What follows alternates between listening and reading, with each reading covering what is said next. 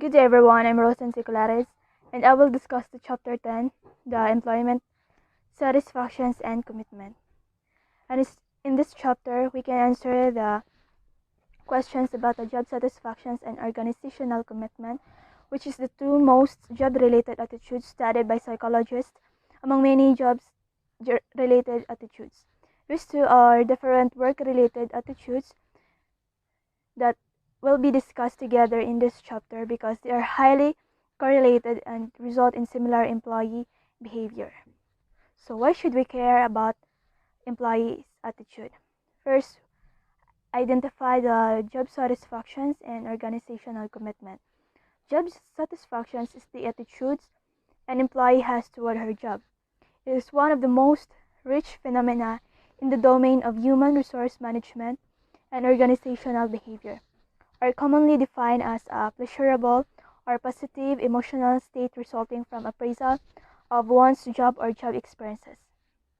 Example: if an employer receiving a monthly salary of 25,000 pesos believes that he should receiving a salary of 22,000, then he will experience satisfaction. However, if the employee believes that he should receive 36,000, then he will feel dissatisfied. Organizational commitment. It is the extent to which an employee identifies with and is involved with an organization. On the other hand, it represents the degree to which the employees identify with the organization in which they work, how engaged they are in the organizations, and whether they are ready to leave it. Example: when employees feel the need to stay with their organization because their salary and fringe benefits won't improve if they move to another organization. So, satisfied employees tend to be committed to an organization. The employees who are satisfied and committed are more likely to attend work, arrive at work on time, perform well, engage in behavior helpful to the organization. So, what causes employees to be satisfied with committed with their jobs? It is important to note that both of these work-related attitudes are multifaceted. It is, employees may be satisfied with one facet of work but not another. Most commonly studied facets of job satisfactions are pay, supervision, co-workers, work, promotion, opportunities. Also, there are three motivational facets to organizational commitment. This is the affective commitment, which is the extent to which an employee wants to remain with the organizations, cares about the organizations, and is willing to exert effort on its behalf. And on the other hand, it also called affections for your job. It will occur when you feel a strong emotional attachment to your organizations and to the work that you do. Next, continuance commitment or fear of loss. It is the extent to which an employee believes she must remain with the organization due to the time, expenses, and effort that she has already put into it, or the difficulty she would have in finding another job.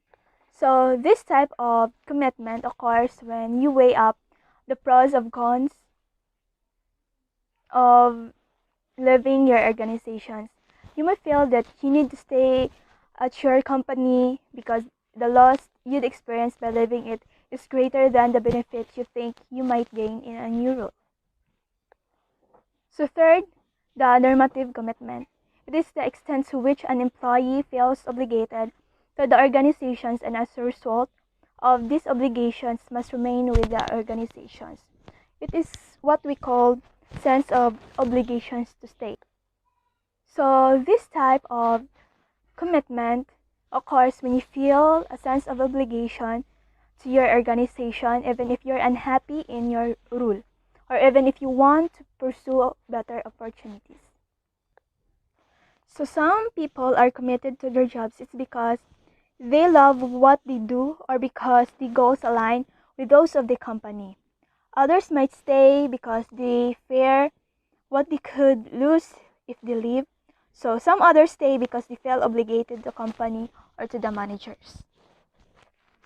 So as we shown in the figure, one of its factor, which is the antecedent influence levels of job satisfactions and commitment, is our personal dispositions to be satisfied. Example, I love my current job but my co-workers hate her. This is because of the theories that involves individual differences. So what individual differences affect job satisfaction? It is the individual differences theory postulates that some variability in job satisfactions is due to an individual's personal tendency across situations to enjoy what she does. So, individual differences affect job satisfaction. This is the genetic predispositions, course of evaluations, culture, and intelligence, which genetic predisposition is an interesting and controversial set of studies suggest that job satisfactions not only may be fairly stable across jobs, but also may be generally or genetically determined. Course of evaluations. It is how they view key aspects of their personalities and outlook. In culture, it is values and norms, shapes on organizations' internal context, and thus impact different elements including job satisfaction. And lastly, intelligence. According to Gansank, bright people have slightly lower job satisfaction than to the less intelligent employees because people who are too smart would be bored and have low job satisfactions. And that's all. Hello everyone, I am Rachel Bidilusa from the Psychology 4B, and today I shall be discussing to you some of the topics found in Chapter 10, all about employee satisfaction and commitment. So first, are employees satisfied with other aspects of their lives? So in that question, for me, there are some employees that are satisfied, but there are also employees that are not satisfied. It said that there are factors contributing to employee satisfaction, including treating employees with respect, um, providing regular employee recognition, empowering the employee, offering above industry average or the benefits of the employee, and also the compensation and providing the employees perks and so many. But it also depends on the relationship of the employer to the employees behavior and the employees manners. So let's proceed to the second slide. According to Judge and others on 1998, Judge and Watanabe in 1993, and Traet and others on 1989, they have theorized that not only job satisfaction is consistent across time, but the extent to which a person is satisfied with all aspects of life, like marriage, friends, um, family, geographic location, is consistent as well, according to them. Furthermore, people who are satisfied with their jobs tend to be satisfied with their life. There's a research found to support further theory, as their data indicated that job satisfaction is significantly correlated with life satisfaction. In an interesting study, Judge and Watanabe in 1994 found that for about two-thirds of the participants are associated with high levels of job satisfaction as high levels of life satisfaction. In other words, satisfaction with one's job spills over into other aspect of life, and satisfaction with the aspect of life spills over into a satisfaction with one's job. So for the remaining 30% or so of the population, um, either there is no relationship between life and job satisfaction, or there is negative relationship. Let's proceed to the next slide. Life satisfaction can influence job satisfaction in the vast majority of people is an important finding.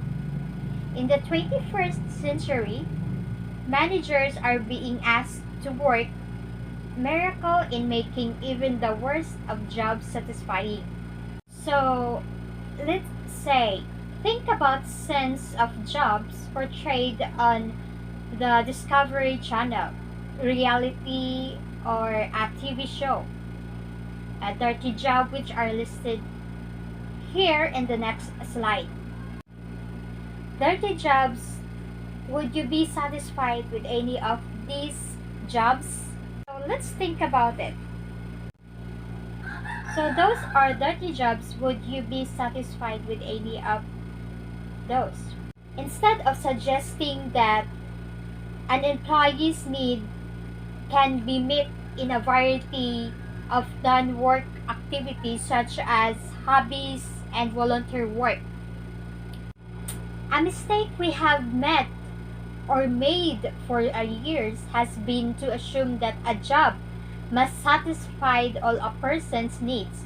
Instead of, an organization should work together to fulfill those needs that it can, and should help employees find alternative to meet their other needs. On the next slide, an interesting study by Judge in 1993 demonstrates the importance of individual differences. So Judge had more than 200 nurses in a medical clinic complete a questionnaire, their propensity to gripe about things in everyday life, and also asking them to indicate how satisfied they are or they were with their jobs. Judge then compared the nurses' level of job satisfaction with whether or not they quit their job with the clinic on the next 10 months. The result of this study indicated that for the people who gripe about everything in life, there was no significant relationship between satisfaction and turnover. So the result is negative 0.05. However, for the nurses who were not chronic gripers, satisfaction was significant, correlate with turnover with result negative 0.39. In other words, people who are unhappy in life and unhappy on their jobs will not leave their jobs because they are used to being unhappy. But for the people who are normally happy in life, being unhappy at work is seen as a reason to find another job. So let's proceed to the next topic. Are employees' job expectation being met? So, as what discussed in chapter 9, employees come to a job with certain needs, values, and expectation. If there is a discrepancy between these needs, values, and expectation and the reality of the job, employees will become dissatisfied and um, lost their motivation.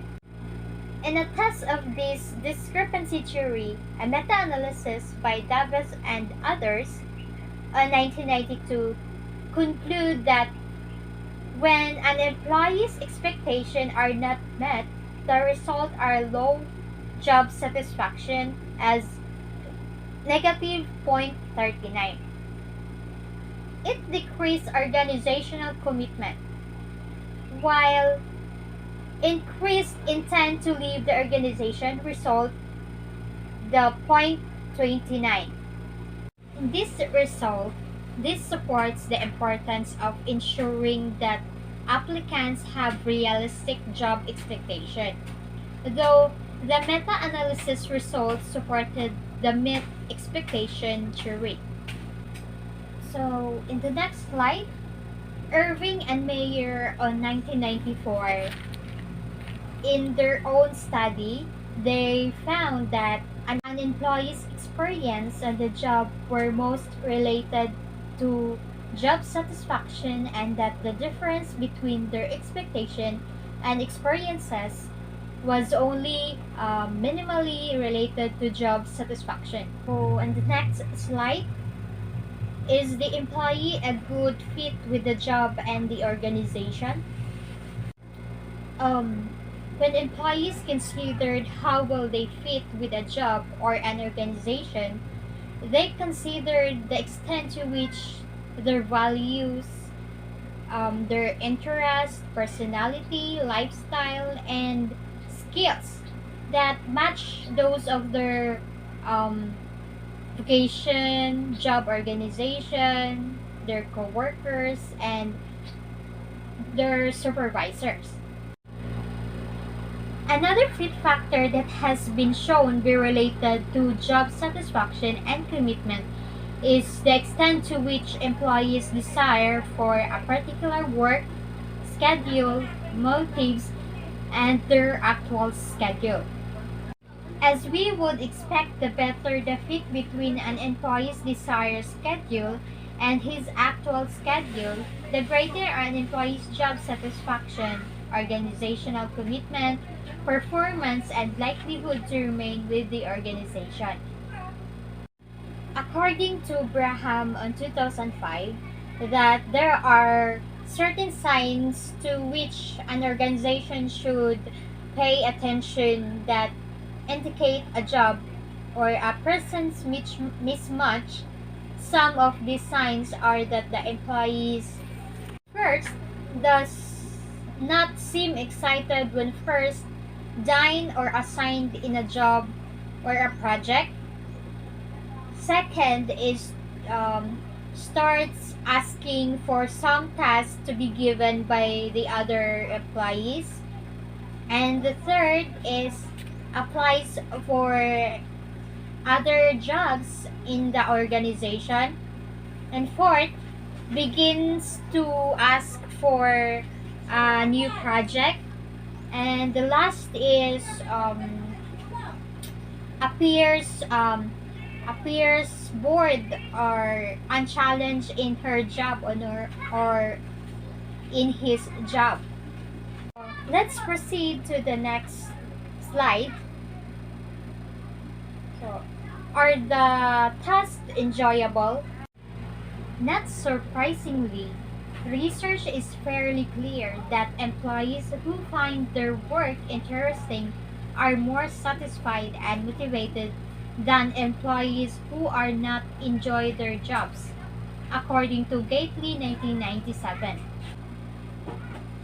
Interestingly, although employees rank interesting work as being the most important for employees. So let's proceed to the next slide.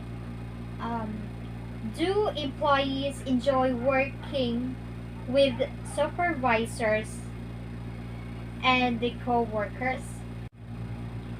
Research indicates that people who enjoy working with their supervisors and co-workers will be more satisfied with their jobs.